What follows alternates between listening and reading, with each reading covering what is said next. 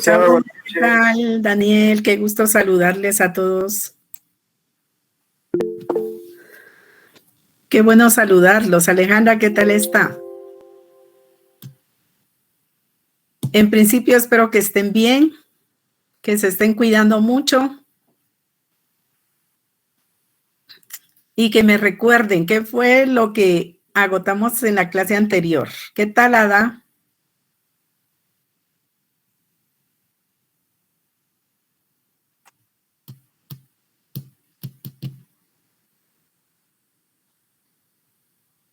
¿Qué le está pasando, Débora?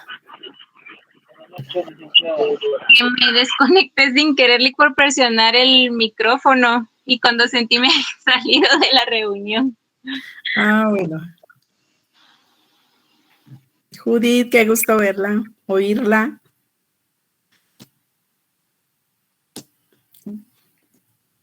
¿De qué tema platicamos en la clase anterior, Débora? ¿Se recuerda? Sí, estuvimos viendo, vimos el contrato de seguro, vimos que tenía 4 elementos personales: el solicitante, asegurado, asegurador y beneficiario. Vimos también los elementos reales, la prima y el riesgo, en el elemento formal la póliza. De las características se mencionaron que es principal, oneroso, bilateral, conmutativo y de tracto sucesivo. De los efectos, las obligaciones y los derechos tanto del asegurador como del asegurado.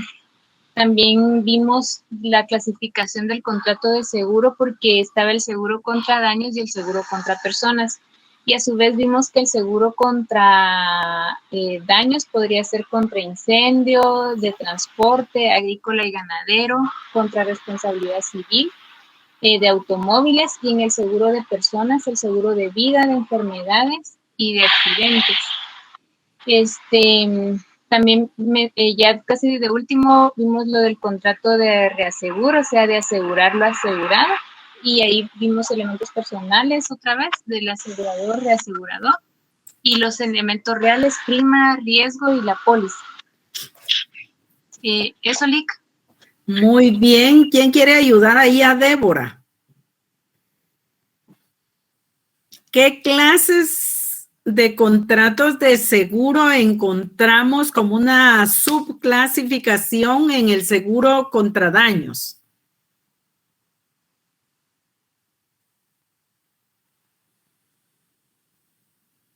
LIC, el seguro agrícola y ganadero.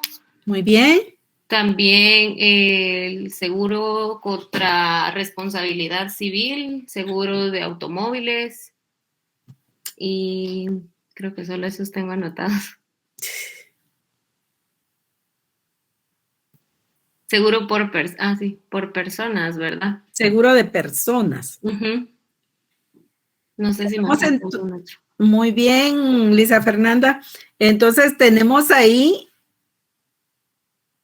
seguros de contra daños, ¿verdad?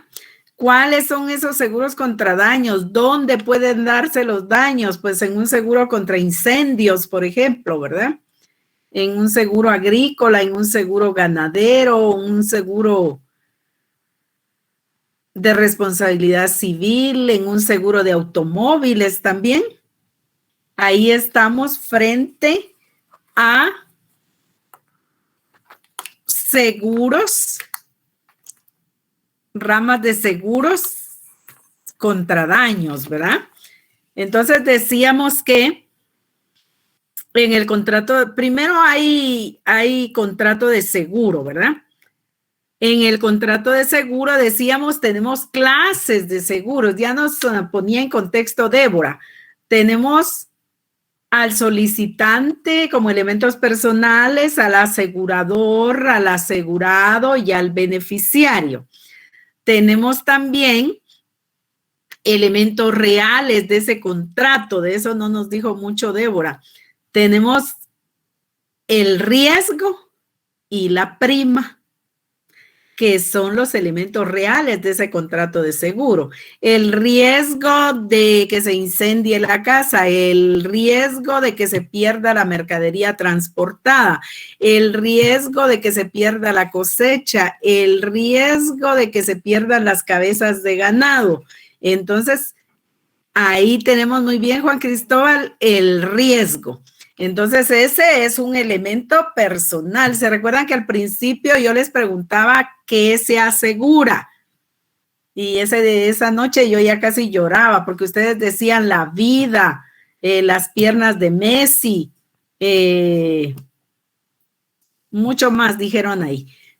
Pero finalmente el vehículo. ¿Qué se asegura? El riesgo de perder la vida, el riesgo de que se destruya la casa, el riesgo de que se pierda el ganado, el riesgo de que se pierda la cosecha. Pero no estamos asegurando la cosecha, sino el riesgo de perderla, ¿verdad? Entonces se asegura el riesgo y se paga un precio por recibir el servicio de seguro. Entonces ahí tenemos el riesgo y la prima. Tenemos elemento formal en el contrato de seguro. ¿Qué dicen ustedes? Y en su caso, ¿cuál es? Es la póliza, Lic. Muy bien, Juan Cristóbal, muy bien, Débora. Es la póliza. Es la póliza y la póliza es el elemento formal del contrato de seguro, pero a su vez debe de tener determinados requisitos que se cumplan para que la misma pueda ser el elemento formal. Débora, léanos el fundamento legal de la póliza, por favor.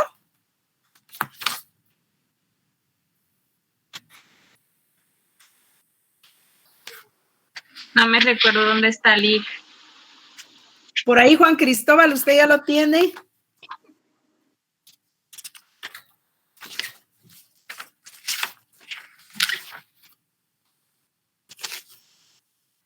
Ay, Juan Cristóbal. ¿Alguien más ahí que nos pueda leer la póliza? Es el artículo 687.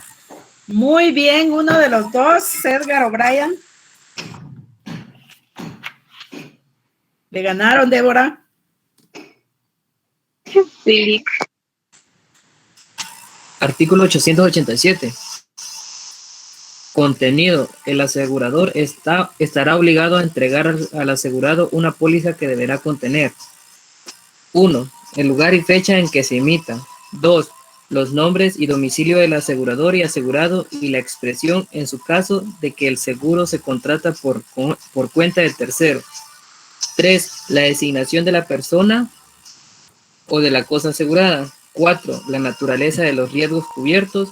5. El plazo de vigencia del contrato con indicación del momento en que se inicia y de aquel en que termina. 6. La suma asegurada. 7. La prima o cuota del seguro y su forma de pago. 8. Las condiciones generales y demás cláusulas estipuladas entre las partes. 9.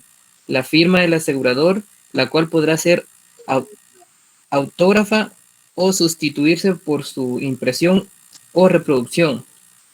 Los anexos y endosos deben indicar la identidad precisa de la póliza a la cual correspondan y a las renovaciones, además en el periodo de ampliación de la vigencia del contrato original. Muy bien, entonces ahí estamos frente al elemento formal. Entonces tenemos ahí el elemento real, el personal y el formal. Ya dijimos que elementos personales intersubjetivos tenemos 4. Elementos reales, el riesgo y la prima. Y el elemento formal, muy bien, Juan Cristóbal. Y el elemento formal es la póliza. Vean que elementos personales tenemos 4, elementos reales tenemos 2 y elemento formal tenemos 1. Ahí nos decía Juan Cristóbal, cuando nosotros estamos hablando de los elementos personales intersubjetivos, tenemos al solicitante, que es la persona que solicita el servicio de seguros, al asegurado, que es la persona asegurada o es la propietaria de los bienes que solicita el seguro, para los que solicita el seguro, el asegurador y finalmente el beneficiario, o sea, la persona final que se beneficia con el contenido dinerario de este seguro. ¿Sí, Freddy? Buenas noches, licenciada y compañeros. Buenas noches, Freddy. Ligda, yo no estuve en la clase pasada, pero me surge una duda ahorita con los elementos personales. El asegurado, solicitante del seguro y beneficiario del seguro, generalmente, por lo que yo he visto y los seguros que he adquirido, siempre es el mismo. Puede ser el mismo, puede ser persona diferente. Le pongo un ejemplo, Freddy. Si estamos hablando del contrato de seguro y usted solicita un seguro de automóviles, vamos a poner el ejemplo. Entonces, en principio, Freddy Blanco es solicitante del seguro. Después, como usted es propietario del vehículo, entonces es asegurado, porque usted es propietario de ese bien. Y finalmente, cuando ocurre el siniestro, se pierde su vehículo, se accidenta su vehículo, tiene daños, etcétera, entonces aparece el beneficiario. ¿A quién le van a dar ese beneficiario? A ese beneficio se lo van a dar a Freddy. Entonces se confunde, así se llama la figura de la confusión. Se confunde en una misma persona el solicitante, el asegurado y el beneficiario. Entonces estamos frente a dos personas, el asegurado y el asegurador, porque el asegurador es persona distinta y el asegurado va a ser solicitante y va a ser beneficiario. Ahí son la misma persona. ¿Puede haber un tercero que solicite el seguro? La respuesta es sí, y el asegurado sea otro. Entonces, ahí encontramos personas distintas. Puede ser, por ejemplo, en el caso de los seguros de vida, el asegurado nunca es el beneficiario. Podrá ser solicitante y asegurado, pero no beneficiario. Así es. Gracias, Ligda. Muy amable por la... ¿Me explico, Freddy? Sí, licenciada, muy claro. Gracias. Bueno, entonces ahí tenemos los elementos personales intersubjetivos del contrato de seguro. Son 4, aunque sea la misma persona, pero el elemento personal va a ser diferente, porque primero va a solicitar y ahí va a ser solicitante. Después le aseguran el servicio y entonces va a ser asegurado. Y después le dan el beneficio y va a ser beneficiario. Esos son elementos del contrato de seguro. Y por el otro lado va a estar el asegurador. Entonces ahí tenemos los 3 elementos personales o intersubjetivos, decimos, ¿verdad? Del contrato de seguro.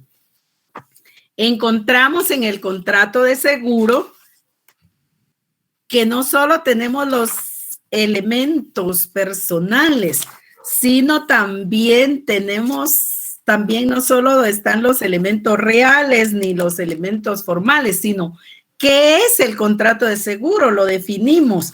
Y el contrato de seguro, ahí se recuerda que es un contrato típico mercantil. Todos los contratos que están regulados en la ley de la materia que sea, del área del derecho que sea, van a ser contratos típicos. No, Brian. Le digo ahora por qué, en lo que leo a Juan Cristóbal. No, sí, no es, usted me pregunta si los agentes de seguros entrarían como un elemento personal. La respuesta es no. ¿Por qué razón? Porque el agente de seguros es un auxiliar de comercio. que hace intermediación, va a estar en medio del solicitante, en medio del asegurado y en medio del asegurador, en medio del asegurado y del asegurador, pero no va a tener participación dentro del contenido de la póliza. Es decir, que no participa en el contrato de seguro como contratante.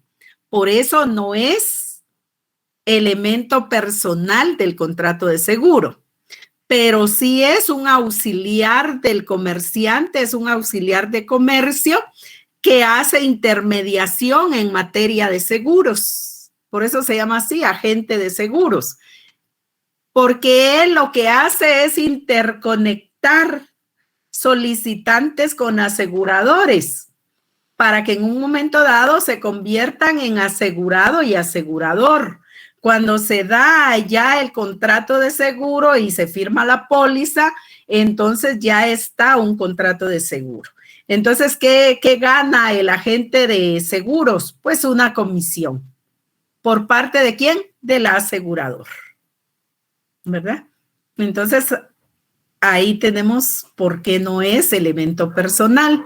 Les decía que un contrato de seguros el contrato de seguro es un contrato típico mercantil por el que el asegurador se obliga a resarcir un daño o a pagar una suma de dinero al darse el siniestro, al ocurrir el siniestro o realizarse la eventualidad, que es lo mismo, prevista en el contrato de seguro.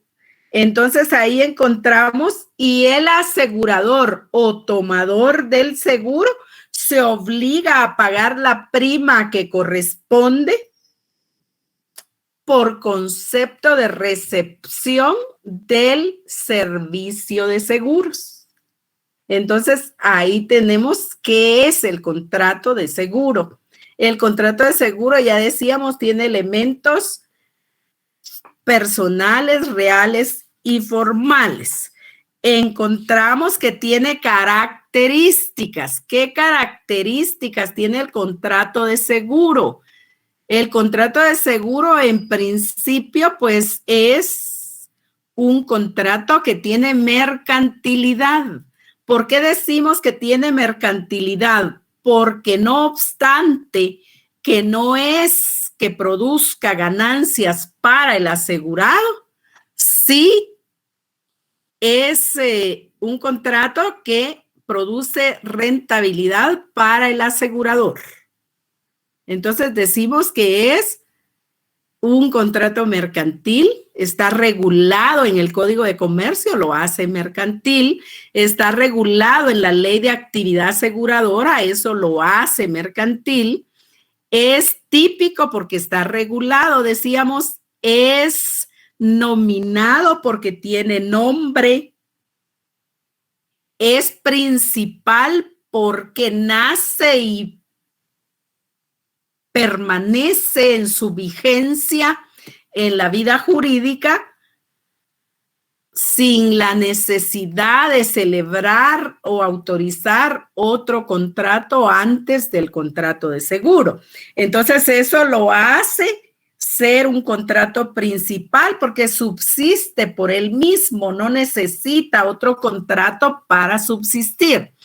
Decimos que es bilateral. ¿Por qué decimos que el contrato de seguro es bilateral? Pues porque las obligaciones en ese contrato son recíprocas. El asegurador tiene obligaciones para el asegurado de resarcir los daños o pagar una suma de dinero.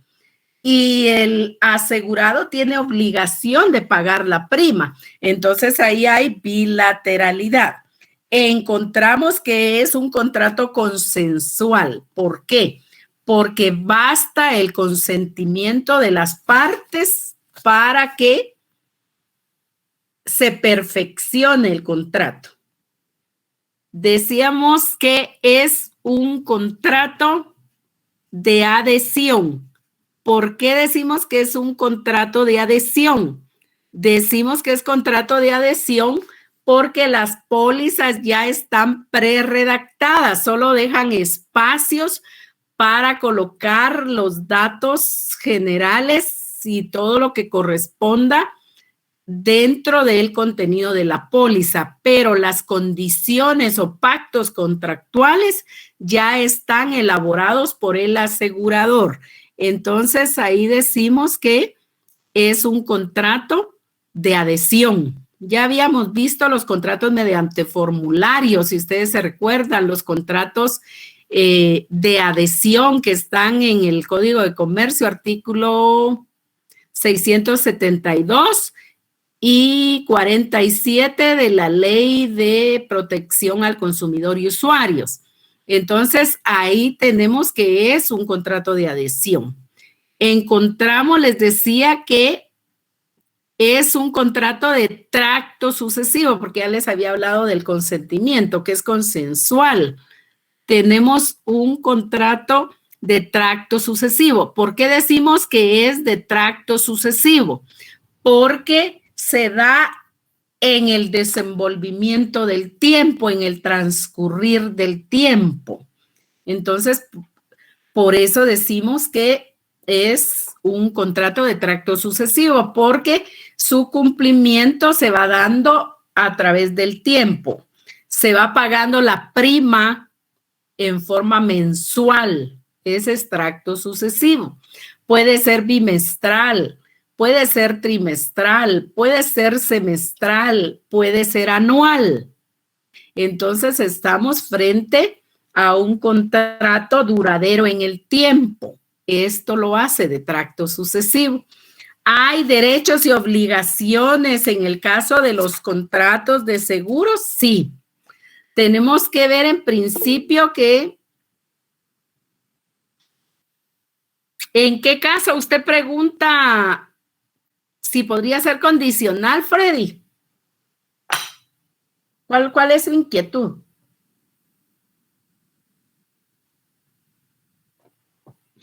En las características. Bueno, podrían haber algunas condiciones en un momento determinado, pero casi no. Casi no. Sí, Winnie, es de ejecución continuada. Hablamos en la condicionalidad en cuanto a que no hay ejecución, y qué bueno que no haya realmente, que no hay ejecución del seguro porque no hay siniestro, ¿verdad? Entonces, pero eso casi siempre no se va a tomar como condición, sino como una consecuencia, como un efecto que produce el contrato de seguro. Si no hay siniestro, no hay resarcimiento de daños porque no van a haber daños. Si no hay siniestro, pues no se van a pagar sumas de dinero. ¿Por qué? Porque no hay daño alguno, no hay que resarcir. Entonces, por eso es que no se considera condicional. Sí, Sergio. Licenciada, tal vez la característica de ser condicional es precisamente porque en ocasiones ocurre el siniestro y por algunas características del contrato, pues no se pagan. Y ahí es donde tal vez dentro del contrato sí aparecen ciertos elementos que son como que que parecieran adaptarse a ser condiciones para que se pueda realizar el beneficio. Y por ejemplo, Sergio. Por ejemplo, en los seguros de salud, si usted tiene una enfermedad crónica, ese siniestro no se lo cubren. Bueno, pero no está cubierto. Pero no está cubierto. Si usted no dijo, por ejemplo, que un tema, ¿verdad? Que dentro de su familia habían enfermos diabéticos y ahora usted resulta ser diabético, resulta que entonces tampoco le pagan el seguro. Yo creo que igual en los accidentes, en los incendios, siempre hay algún tipo de elemento que que se establece que pareciera que sí es condicional, pero me parece bien la exposición. Solo le quisiera decir algo. Primero, esas se llaman razones de exclusión. O sea, que se excluyen del contenido de la póliza.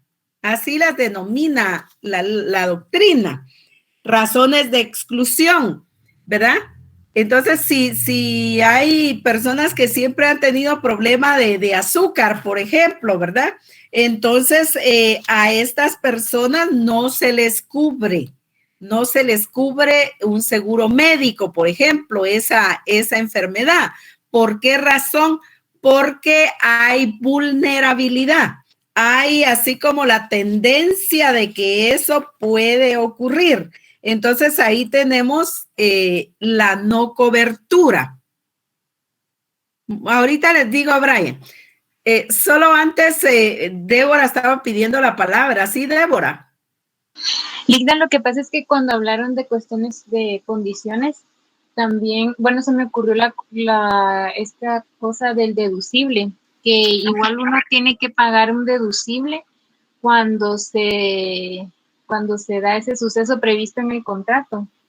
Entonces, y uno lo tiene que pagar para que den el seguro. Sí, ahí es en función de cómo se haya contratado y cuál sea la cobertura, ¿verdad? Porque en la cobertura el asegurador puede tomar algunos de los riesgos a que está expuesta, ya sea la cosa o la persona asegurada, pero no en su totalidad. Y si eso eleva los costos, ahí es donde entra el deducible, ¿verdad? Para que le puedan hacer efectiva, para que le puedan hacer efectivo el seguro, Débora. Ok, gracias. Ahora, por ahí estaba Brian preguntando algo. Bueno. Nominado. Nominado es porque tiene un nombre en la ley. Por eso se denominan entre las características que es un contrato nominado. Nominado viene de nombre. Entonces, el contrato de seguro tiene nombre. ¿Cómo se llama? Contrato de seguro. Contrato de seguro. Y entonces lo encontramos en la característica como nominado porque tiene un nombre. Recuerden ustedes que hay contratos que son atípicos. Entonces, esos contratos usualmente hay buena cantidad de ellos que no van a ser nominados porque la ley no les da un nombre. Ahora, en cuanto a la característica de que el contrato sea conmutativo, ¿por qué hablamos de que un contrato va a ser conmutativo? Encontramos de que va a existir esa relación de provechos, esa relación de provechos que va a ser para todos los contratantes, ¿verdad? Que si bien es cierto, el contrato de seguro no es un contrato que provoca ganancias para el asegurado, sí tiene la indemnización. Tiene el contrato de seguro un carácter directamente indemnizatorio, ¿verdad? Entonces, a eso se refiere cuando hacemos alusión a que el contrato X, cualquier contrato, sea conmutativo. Cuando estamos diciendo que un contrato es nominado es porque ese contrato, sea el que sea, tiene nombre. Ahora, repasando las características del contrato de seguro, pues decíamos en principio que es un contrato principal, porque no hay otro contrato antes para que valga este contrato, que es un contrato bilateral, porque hay obligaciones recíprocas. Decimos que es un contrato consensual porque basta el consentimiento de las partes para que el contrato sea perfeccionado. Encontramos que es un contrato oneroso porque obviamente hay que pagar una prima y cuando se da el siniestro, ahorita le respondo esa parte. Entonces, y cuando se da el siniestro, entonces encontramos ya perfeccionado el contrato y hay que hacer efectivo la indemnización. Entonces ahí es oneroso, porque usted ya pagó la prima y luego hay que pagar una suma de dinero o hay que resarcir los daños que siempre van a ser dinero. Entonces es oneroso. ¿Es un contrato único? Sí. Es contrato único porque está establecido un tiempo, el consentimiento inicial y el consentimiento final. Por ahí voy, Jorge. Entonces, ahí establecemos que se va a dar de esa manera. No hay tantos contratos de seguro, sino se establece. Por ahí voy, Alex. Entonces, se establece esos términos en que se está contratando un contrato específico, ¿verdad? En que se da un contrato específico. Entonces, ahí vemos que es único porque vamos a tener un seguro médico, por ejemplo, que va a ser de personas, obviamente, pero vamos a tener uno de automóvil. Y vamos a querer también uno agrícola. No puede ir en un mismo seguro todos estos riesgos, sino que van a ser contratos únicos. Encontramos que es aleatorio, decíamos también, ¿verdad? Porque obviamente al concluirse este contrato, no se sabe al darse este contrato, no se sabe si el siniestro va a ocurrir o no va a ocurrir, como decía alguien de ustedes. Y entonces ahí vemos de que puede haber pérdida aleatoriamente. ¿Por qué? Porque puede ser de que en un momento determinado el siniestro sí ocurra, ¿verdad?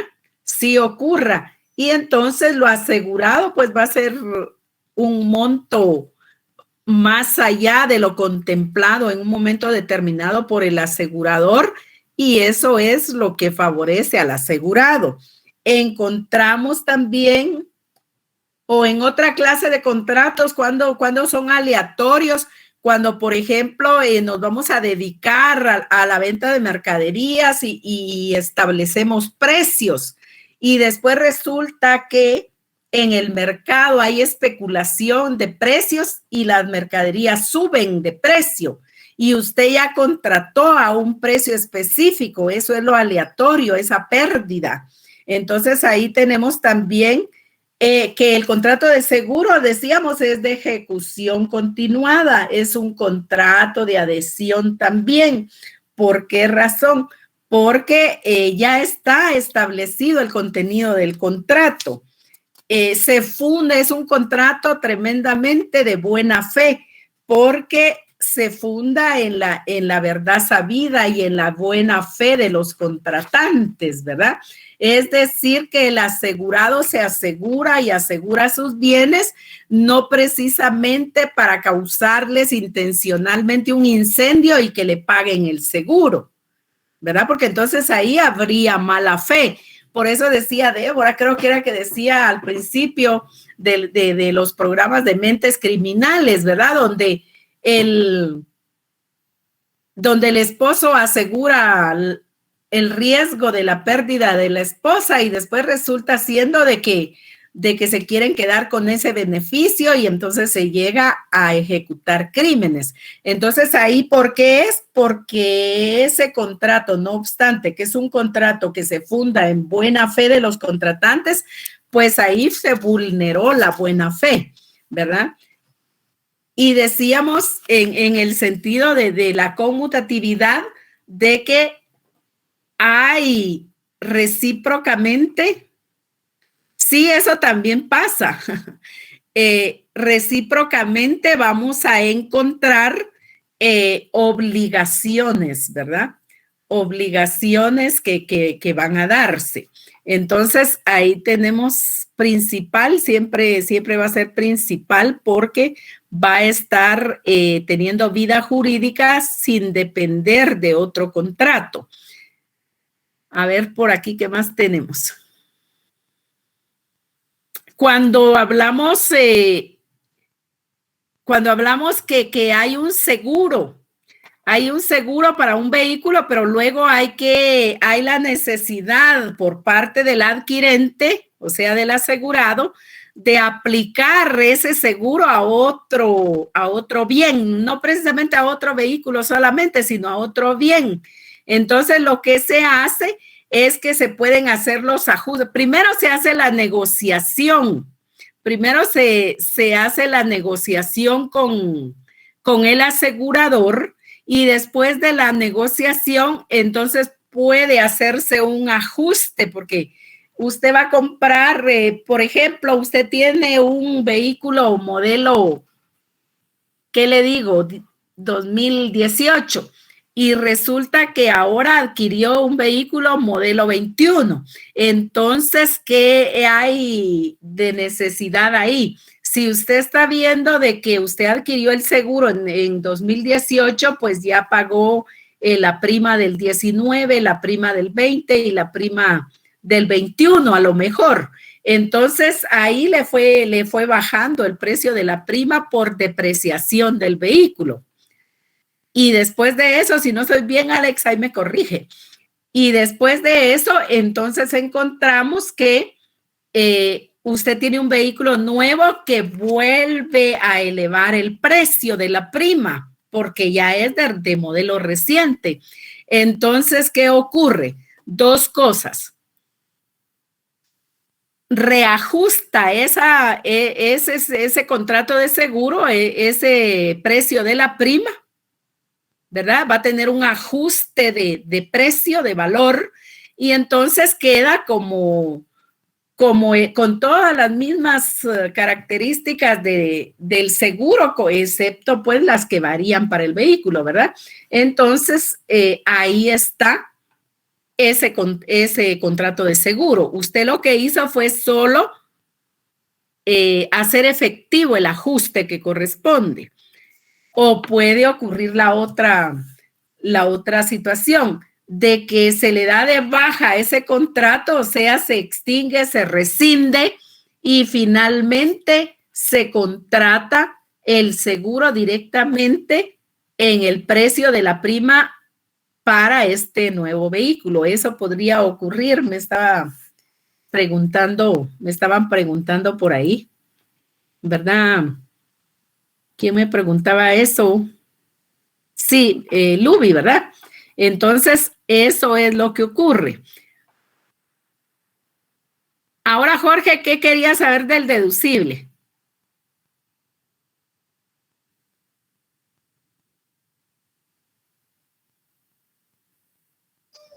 Jorge. Gracias, Alex.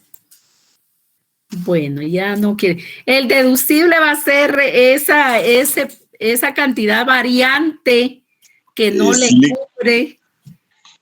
Disculpe por oprimir y colgar la llamada, pero sí, solo era cuando, disculpe la interrupción, cuando usted mencionó lo referente a lo oneroso, o sea, el cobro que le hacen cuando pues usted utiliza, cuando utiliza el seguro, o sea, ocurre el siniestro, le hacen pagar un deducible, ¿verdad? O sea, solo era para contribuir a esa característica. Bueno, sí, tiene razón, Jorge. Exacto, solamente eso era. Sí, porque cuando hablamos de oneroso, estamos hablando que el asegurado tiene la obligación de pagar la prima. Eso es dinero, exacto, por eso es oneroso.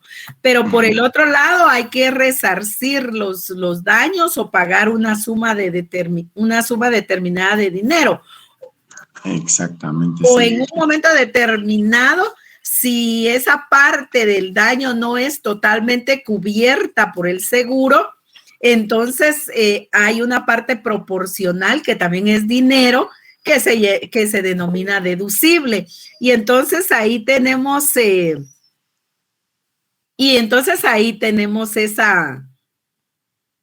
onerosidad, ¿verdad? Exactamente, Alex. Sí, vamos a suponer que hay gastos médicos, ¿no? Lo que usted nos está diciendo, que hay gastos médicos y que la totalidad de esos gastos médicos, pues van a ser, por decir algo, 1,200 quetzales. Pero de esos 1,200 quetzales, el seguro solo le va a aplicar a una parte, no a la totalidad de esos 700 quetzales. Bueno, entonces vamos a suponer que el seguro le cubre 500 quetzales y usted gastó en medicamentos o en exámenes 700. Entonces, a usted le van a entregar del seguro 500 quetzales. Entonces, ¿qué pagó usted? El deducible es la pregunta. 200 quetzales, ¿verdad? Así, y todo eso es oneroso, ¿verdad? Entonces va. Sí, Judith.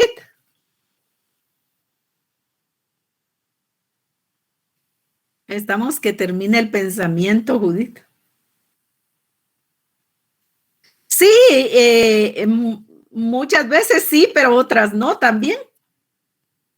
Depende, va a incluir impuestos, no va a incluir impuestos, es cómo se está contratando el seguro. Ese es el punto medular.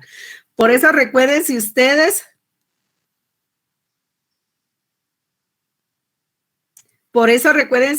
que el contrato es ley entre las partes. A ver, ¿qué nos quiere decir Edgar Rubén?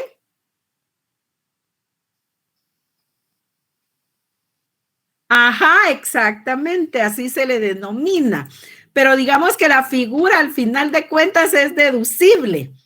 Es deducible. Lo único es que para el seguro médico específicamente es una cantidad que va de manera conjunta con el pago, le dicen ellos, ¿verdad? Entonces, ¿cómo se le va a denominar al deducible? Copago. Está pagando con el seguro también, quiere decir. Entonces, pero en términos generales siempre se ha referido a un deducible, ¿verdad? Entonces, es lo que va a deducir usted el gasto total, eso es lo que quiere decir.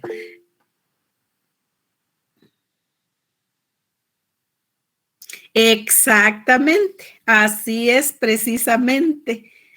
Cuando nosotros estamos hablando de ese copago, pues es ese pago que hay que hacer efectivamente, es ese pago que no cubre el seguro, ¿verdad? Y en cuanto al deducible es lo mismo, es esa parte que no cubre el seguro, pero uno es previo y el otro es posterior. El deducible es previo a. Usted tiene que presentar un deducible, ¿verdad? Exactamente, tienen razón ustedes. Para mí que no debiera de existir también, Carlos, porque es solo ese beneficio, porque realmente el seguro Pero ese es el problema de los contratos de adhesión que ya había anteriormente. Eso es, entonces, miren todas las dudas que había del seguro. Todas las inquietudes, más que dudas. Entonces, ahí se recuerdan que el contrato de seguro debe tener un interés asegurable. Si para usted el vehículo no vale nada, entonces, ¿para qué lo va a asegurar? ¿Verdad? O si usted cuando toma bebidas espirituosas dice la vida no vale nada, pues entonces, ¿para qué está asegurando el riesgo? Entonces, vean ustedes, debe ser un interés asegurable. Que tiene un gran valor para, ¿verdad? Porque porque así se les queda bien y salen bien en los exámenes. Entonces, ahí tenemos, eso sí no sé, pero salud. Entonces encontramos que debe haber ese interés asegurable, esa prima, y les decía, porque usted la paga de una sola vez, que va a ser inicial porque es la de entrada y después usted se queda pagando, es sucesiva porque la va a pagar en cuotas, es normal porque corresponde a un riesgo ordinario y común, y es sobreprima cuando se está estableciendo la consideración de un riesgo mayor, ¿verdad? De un riesgo más grave. Entonces puede haber una sobreprima. Encontramos entonces que ahí nos decían qué es el contenido que debe de tener la póliza, ¿verdad?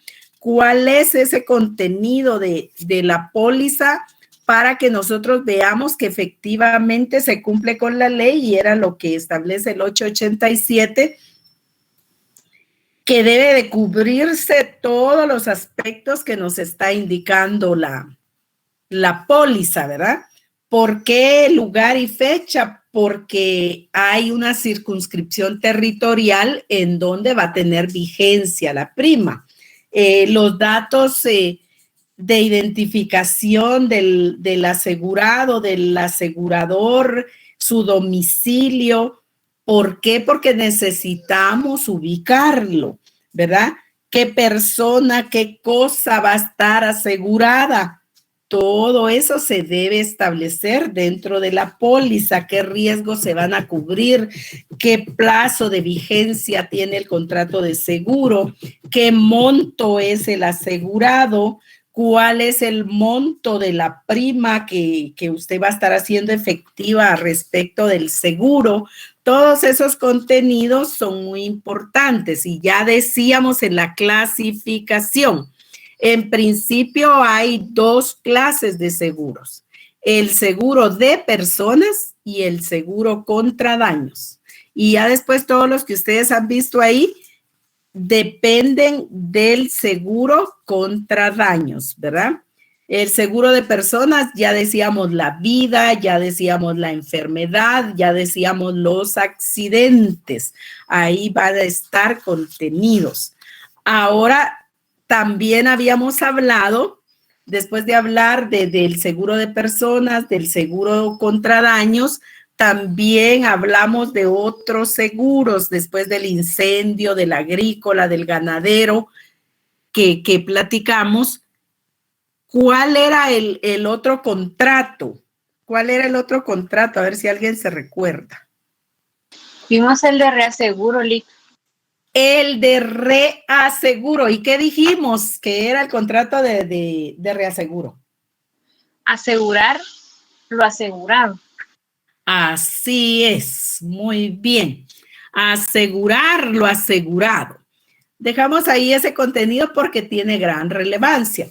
Cuando nosotros hablamos del contrato de reaseguro, pues, ¿cuál es el propósito? ¿Cuál es el objetivo? ¿Cuál es el objeto del reaseguro? Pues no es ni más ni menos que, a ver, Freddy. A ver qué nos dice Freddy.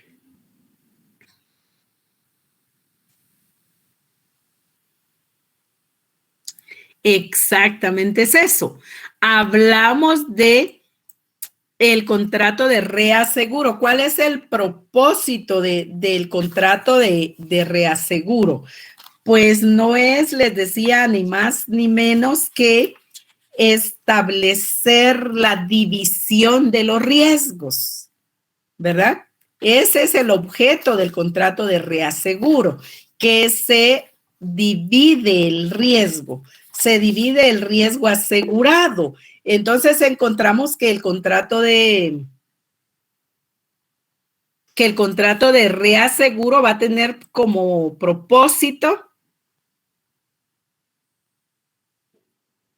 por ahí se lo explico, Alexis, encontramos que el contrato de reaseguro, el propósito que tiene es dividir los riesgos de tal manera que el asegurador va a conservar una parte de esos riesgos y va a transferir a otro asegurador otra parte de los riesgos. Entonces, eso es en específico. Por el contrato de reaseguro, el asegurador traslada a otro asegurador o a otro reasegurador una parte de los riesgos o la totalidad del riesgo, ¿verdad? Entonces, ahí estamos frente al contrato de reaseguro.